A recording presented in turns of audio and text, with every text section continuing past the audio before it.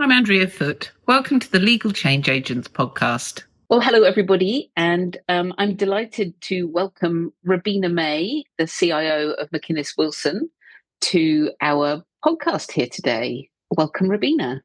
Oh, thanks so much, Andrea. It's absolutely lovely to be here with you. Always nice to get time with you. I'm very much looking forward to our conversation. I know, you and I feel our paths have sort of wound around each other definitely. over the years, and I've bumped into you in different roles, so I know you have a really interesting set of perspectives to bring. So perhaps we could start by getting you to tell us a bit about your role and your journey to it. How did you arrive there? Oh, sure. So my current role is the CIO at McInnes Wilson Lawyers, which I'm really enjoying. I've been in this role since October of last year. And there's lots of change happening in our world, as it is in lots of legal firms at the moment. I guess we're all looking at the big two, I think, for Australian law firms, which is generative AI and, of course, AML. So two changes people may feel excited about or not so excited about, depending on their viewpoint. So I think AML is a bit of a scary one for us. But in terms of how I got to that particular role, and really I see my role at the moment is leading the firm from an IT perspective through that strategic change. And I've always been someone who feels that IT shouldn't sit there as something that's keeping the lights on. It should be an enabler. I want people to smile when they talk about the IT team. Okay. And I think for a while there, IT was a keep the lights on type of function in law firms. I think we've moved definitely beyond that. But I also want people to really understand IT. And there can be a little bit of an approach sometimes with IT to kind of keep it in a box, keep it a bit hidden away from people.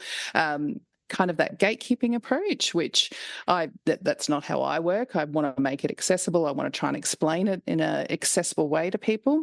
And I really see that being a connecting role of mine between the legal team and our IT services team. And that's really a role that I've played with throughout my career. So I've actually got both a legal degree and an IT degree. So I started at Cooper Grace Ward as a document automation specialist in that team when I just finished my IT degree, but had not yet finished my law degree. And I discovered that I loved legal tech. So moved through the ranks at CGW, becoming the IT manager and then eventually the knowledge director there. Had some Bambinos and combined that with consulting for a few years. Then came back into the legal fold doing a bit of IT management and some practice management as well. Then I did some consulting within Velata for a little while, so some project management. And that was really interesting because I got to see it from the other side of things in terms of from the vendor perspective and installing systems within law firms. So really did get to see that change and how it rolled out repeatedly through the clients I was working for. And now that we're facing our own PMS and DMS upgrade at McInnes Wilson Lawyers, I feel like I've got a set of tools from both sides of the fence that I can apply to that. That is, I think that's what, when I was thinking about who would be really great to hear from, that's why you came to mind, because I think the dimensions around change in the legal sector feel quite particularly complicated. And I often hear quite fixed opinions from people who perhaps only sat on one side of the fence. So yes, I'm curious to hear your thoughts on what that might offer. With that in mind, do you have one of my prompters for doing this podcast was, since I started implementing technology 4 decades ago, there's been a constant refrain of law firms need to change, and then a sort of reply of, oh, but lawyers are resistant to change. And it sort of kind of doesn't feel like that shifted much. If you were to pick one thing that, let's say, law firms or the legal sector could change for the future, usefully for the future, is there one thing that you would pick on? Yes, and I don't know if this will be slightly controversial, but we'll go with it. I think that even now, I think it's a little less than it used to be, but if you work in a law firm, you have probably heard the terms fee earners and fee burners. And there is still this sort of distinction between those who do the legal work and those who support those in doing the legal work. But I think it kind of, that mindset tends to devalue some of the people that can really deliver the firm's ability to adapt and grow. So if we took a different kind of mindset whereby we saw everyone is contributing to the value we are delivering for our clients, and that might would have to include value-based pricing, but also that really kind of client-centered approach coming from everyone. And I think that would allow people across firms to be more connected to a firm's purpose as well.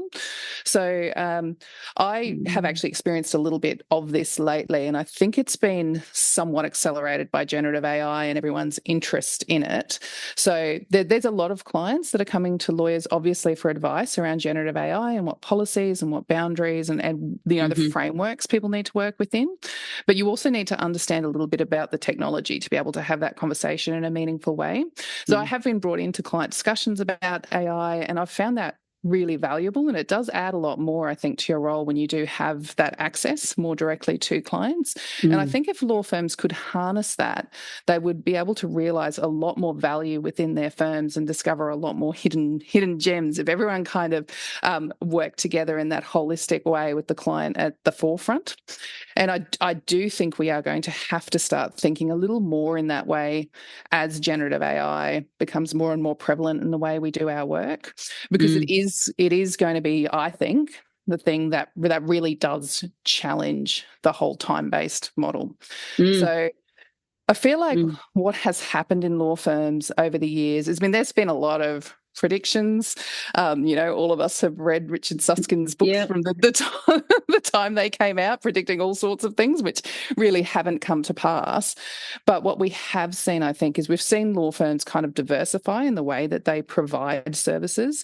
So even though we haven't moved away from the billable hour as a whole, we definitely have value-based pricing out there. There are definitely firms that are doing that and are doing it really, really well. We don't have every single firm adopting, very, very, very good automated systems, but there are definitely some people who are doing it. I think what will happen potentially with generative AI is it might push that to a point where it does become a little more ubiquitous, and I don't think some of those other technologies have had that kind of impact. That was a very long answer to that question. I hope that didn't go in too many different directions. No, and I ask a question. I think, oh gosh, there's heaps in there, and I want to follow it all. There's two things that have itched at me around that. The fee earner, fee burner thing. I find a very interesting kind of clue about how the organisation feels about what's real work. So I don't know what to do with that, but I'm curious about it. And the other one is obviously generative AI. We got there pretty quickly. As you've said, you and I have heard since some time, this is the thing that's going to change. This is the thing that's going to change. And it's not that nothing has shifted. But I'm still I'm still curious. If you think about how people and I know you talk beyond your practice. I know you're very active in the industry and speaking, and thinking more widely. How do you think the lawyers are thinking about generative AI? I think there's a differentiation in terms of their thinking, as it is for everyone, I think, about generative AI. So we do have those people who are really excited about it, who really want to learn more, who really want to see how it's going to help their practice. We have those people that are just like, oh, that's interesting, but it doesn't affect me. It's got nothing to do with me.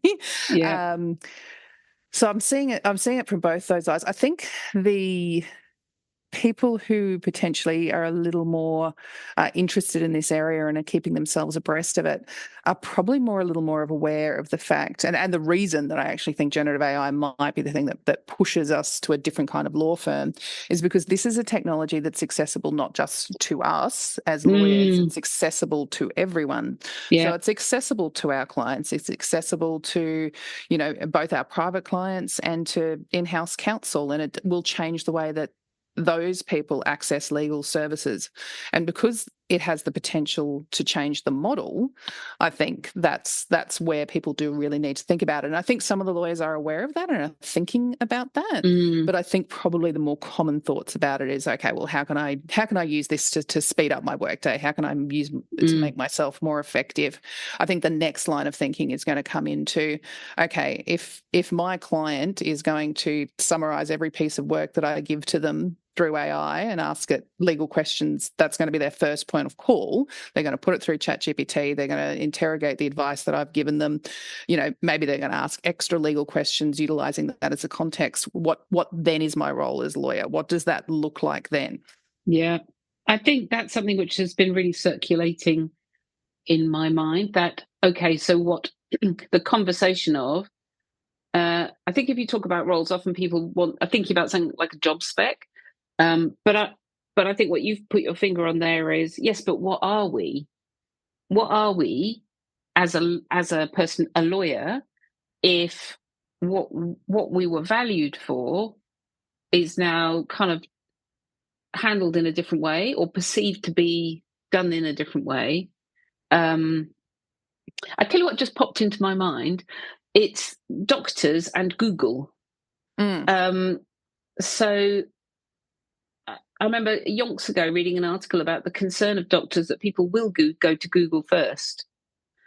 And then recently I went to the doctor and they told me to go and Google something. Yeah. It's sort of like, what, have you come unprepared and you haven't done any research? Exactly. What are you? What sort of dinosaur are you? Go away. Go Google. Just Google it, mate. That'll be $70. But I found that really quite a fascinating shift, that they were pointing me to resources. They were saying, look, we don't need to talk about that. Here's the thing. You can Google that elsewhere. And then let's work on the specific stuff that we can do together. So that maybe there's a group there that have really had to think about the shift. What has also happened in the medical fraternity, I believe, is one interesting thing is, I think the value of the kind of societal value of doctors has reduced, in that the doctor and the lawyer used to be the sort of the person you looked up to, and that they were really quite differentiated in society. Maybe it's just my area, but around here, that everyone just seems they're just filling a role and delivering to a price and getting the job done. I wonder if that's a bit of an Australian thing as well. Like, we're not very you know the word I'm trying to search for. Egotistical? No, it wasn't. No, boy. Oh, egalitarian. That was egotistical. Well, I am. No. But, we do live in a society where if you're a good tradesman, you're probably making pretty close to what a third year or fourth year lawyer is making, at least. Yeah.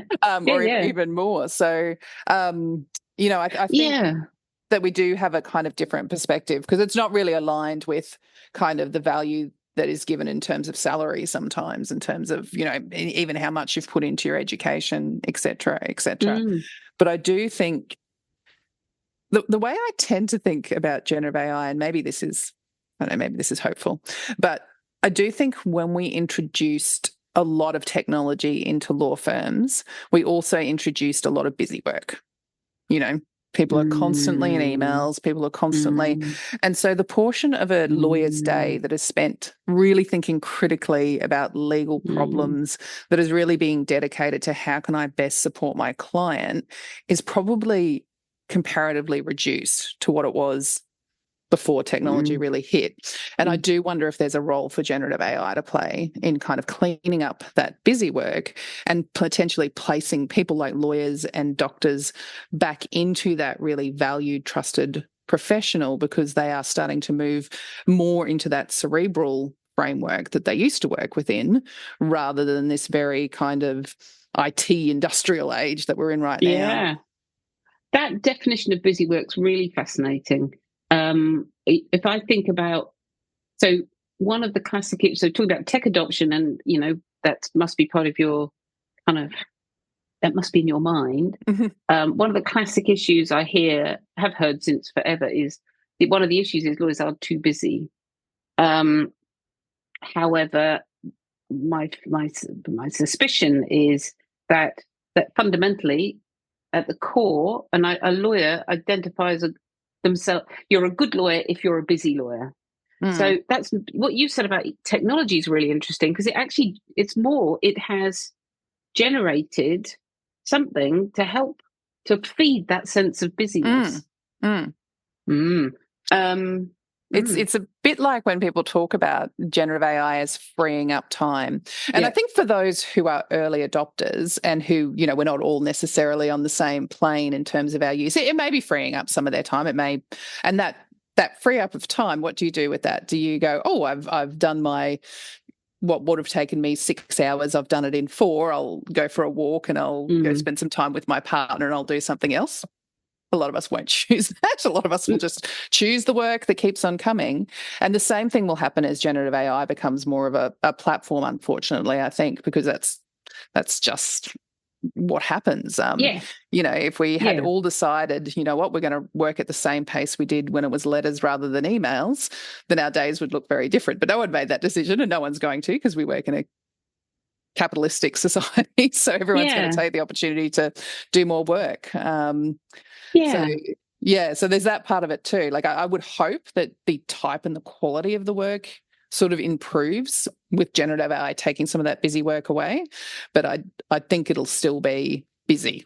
Yeah, and as you've exactly said, just to kind of, ferociously agree, the busyness is welcomed, maybe not consciously, but it feels very normal. And so I'm always curious about some of the vendor pitches. We're going to make you less busy. It feels like you're trying to take us. What is it? If you take the fleas off a hedgehog, it gets withdrawal symptoms, even though it's better for it. Even though it might be logical, it might not be an outcome that's actually wished for. Yeah, and that was interesting. Strange. So, we're going through. Some listeners will know this feeling, going through the selection process of a new PMS and DMS. So you get shown all the bells and whistles, as you've indicated, from the vendors. They're all showing you how much easier your life is going to be with this new product. And there were some faces in the room that were a little bit like, oh, okay. What am I going to do? Who am I? What am I? Yeah. So do you have thoughts about what's you've got major projects underway, and some of those are like platform, like real kind of guts. Yeah, big changes coming up. Yeah, and some of them are more sort of philosophical, generative AI, and then you've got to do it or you'll be in trouble. AML. Well, yeah. So you have many dimensions to think about. I don't want to depress you. So no, it's exciting. It's exciting. It is exciting. I am excited. I'm excited, and I'm always here to talk. What are your thoughts then about introducing? It will require change. I am confident, but if you want to get a different, whether or not anything's going to benefit, it will require a behavioural shift somewhere. What are your thoughts in how you help an organisation approach that change? Yeah, and ours is big change, and we've been talking about this as a firm. We have been said, I think the term strap-in's been used a couple of times. Exactly. I think yourselves. Yeah, I think if you look, even those firms that aren't considering big platform changes at the moment, and there are many that are, just AML and generative AI on their own present these challenges. I think, and something we talked a lot about at Velada was gaining that early ownership and buy-in, and you hear those buzzwords a lot when you're looking to implement large-scale change. And I was actually thinking about what those terms actually mean, because buzzwords can sort of lose their meaning. And when you think about owning something, you are literally taking some responsibility for it. So even at that early stage, we want that buy-in and ownership, it is actually asking people to take a bit of a risk, because a position that I have seen in law firms, and which can come quite comfortably, and I completely understand why people do this, is, I'm on board. I know we need to do this, but I'm going to just hold myself a little bit in reserve here. And that way, if things go sideways, I can say, oh, well, I did have my reservations. I wasn't quite sure if this was going to work. But in order to have very, very effective change, I think what you need is you do need to be able to explain, like, this is why we're doing it. These are the risks, which we're definitely acknowledging. I think there's no point in not acknowledging the risks. You cannot get that level of ownership or buy-in unless you're saying, okay, these are the things that are going to potentially trip us up. I'm acknowledging these outright. They need to be thought about.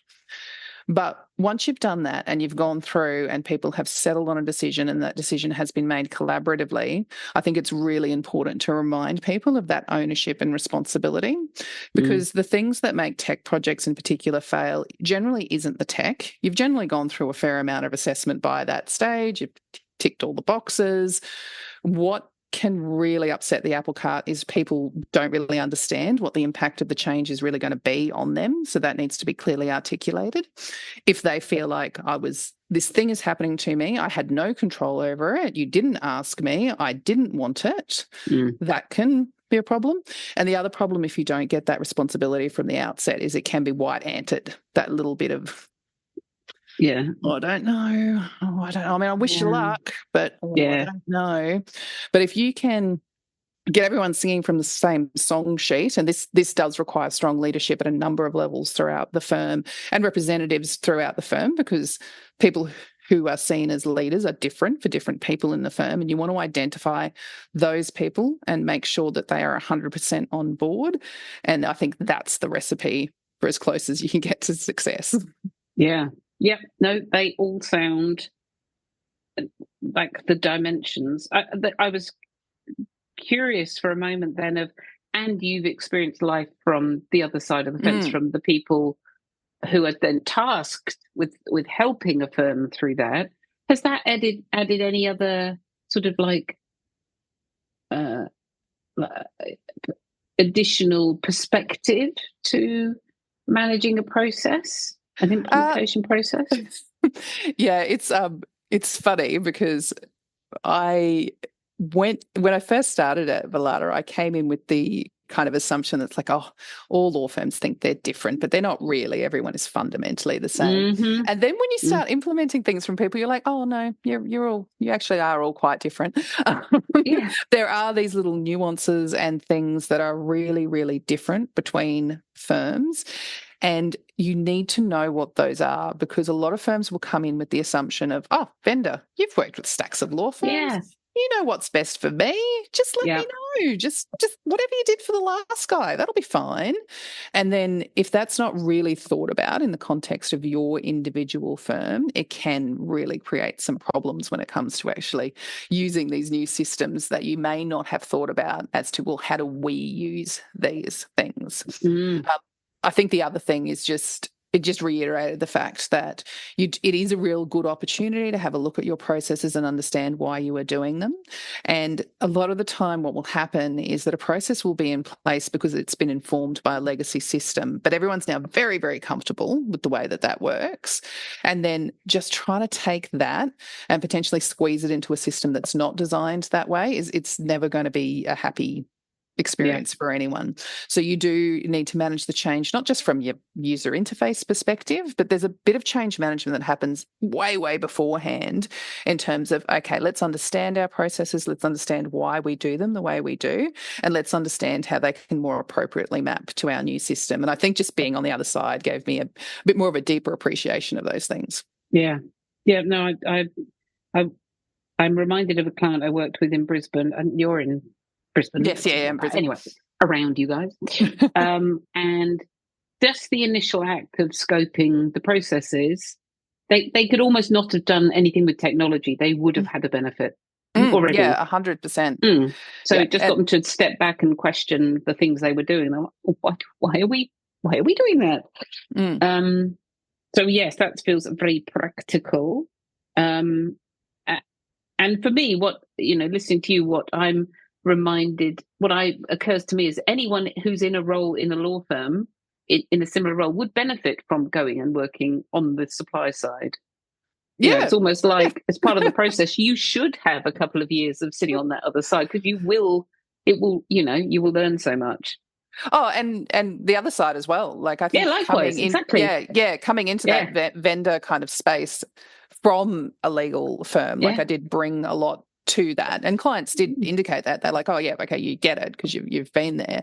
And actually, where I worked at Bellata, is quite successful. They're known as good people to implement. And I think it's because so many of the folk at Bellata used to work at law firms. It just absolutely, it does help ground you. Yep, and you have that real experience, which is anyway. It's that maybe an aspect of these discussions is this journey to now is a really important piece for people to hear. So because of what it offers you in this job. And this always happens to me. Time flows like the wind. And we are approaching the end of our time together.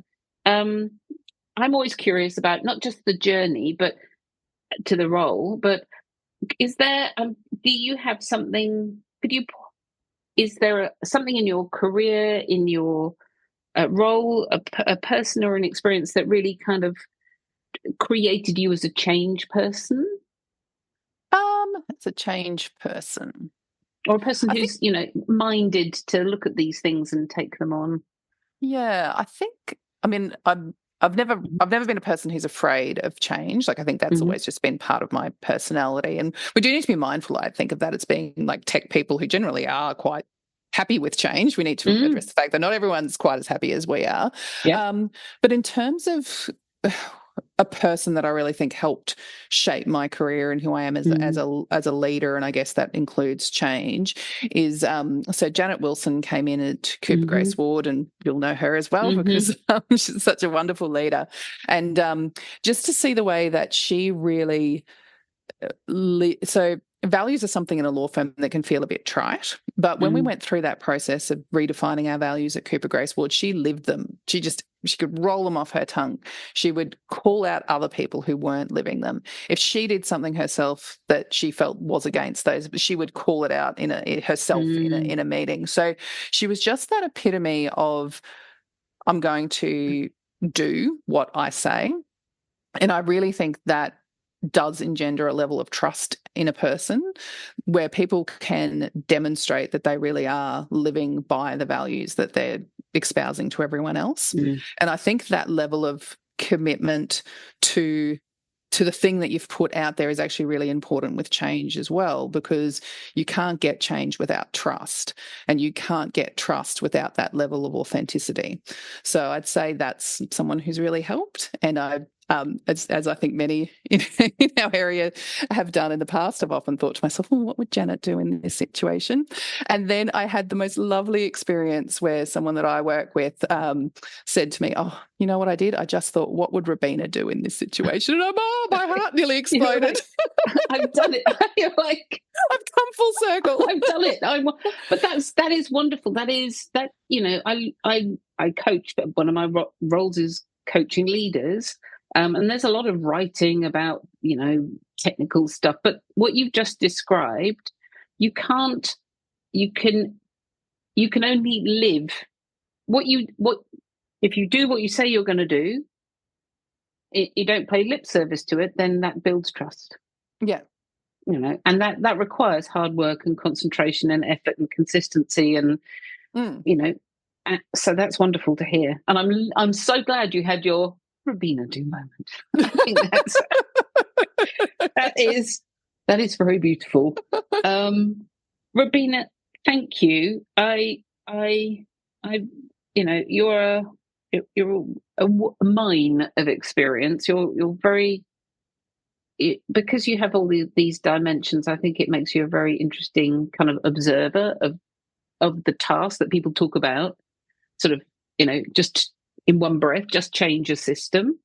And I've really enjoyed hearing from you about your journey and your thoughts on change. So thank you very much. It's always lovely to chat. I know that we probably could do it for hours, but maybe that'll need to involve a glass of another wine. time. Yeah.